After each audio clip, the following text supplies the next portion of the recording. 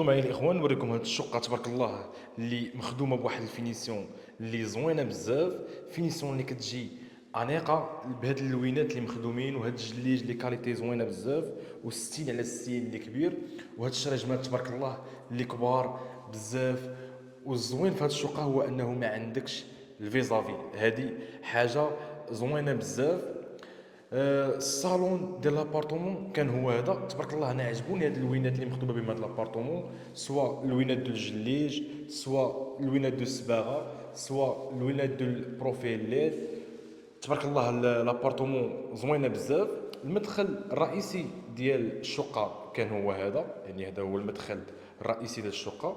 غنوريكم الملكيه المشتركه كيفاش دايره بعدا. هذه هي الملكيه المشتركه، يعني كاين اتساع ما بين الجار والجار، هذه حاجه زوينه بزاف. البيبان بلاندي تبارك الله، البيبان ديال تركيا راه بلاندي تبارك الله. وملي كندخلوا على اليمين كنلقاو ديريكت الصالون ديال لابارتومون. لابارتومون اللي المساحه ديالها ما كبيراش، مساحه ديال 54 متر، ولكن مع هاد اللوينات اللي كاينين في هاد الدويره كتبان الدار كبيره بزاف. غنوريكم ان شاء الله الفصاله ديالها باش تكون الامور واضحه ان شاء الله.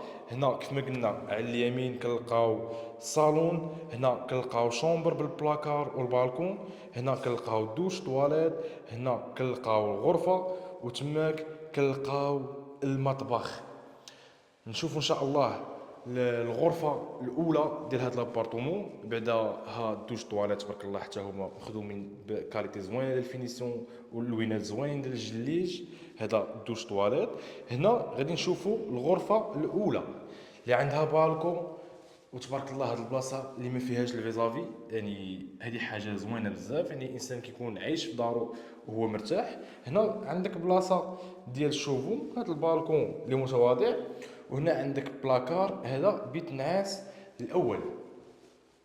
كيف ما شفنا هنايا كان هذا هو دوش طواليت، هنا كان هو الصالون. هاد لابارتمون جات في الدوزيام ايطاج. هنا الغرفه الثانيه اللي هي هذه. لابارتمون كيف ما قلت لكم جات في الدوزيام ايطاج. ايموبل فيه تقريبا 6 البارتمنت، جوج في السفلي، جوج في البروميير، وجوج في الدوزيام. وهنا غادي نلقاو المطبخ. المطبخ تبارك الله عليه حتى هو كبير، غادي يكون راكب ليه الفران ان شاء الله، راه غيكون ايكيبي فران بلاك لاهوت. لافابو زوين تبارك الله. هنا عندك بلاصه ماكينه الصابون. لان تليفون ديال الدويره هو هذا جا في المطبخ. تبارك الله مطبخ كبير، باقي الانسان يزيد بلاصه الثلاجه تماك ان شاء الله باذن الله. هاد لابارتومون فيها الدعم بطبيعه الحال. جات في لوتيسمون زهار مدينه برشيد. هاد لوتيسمون زهار جات ما بين امنيه وزهير. تبارك الله راه هاد البلاصه زوينه بزاف الاخوان.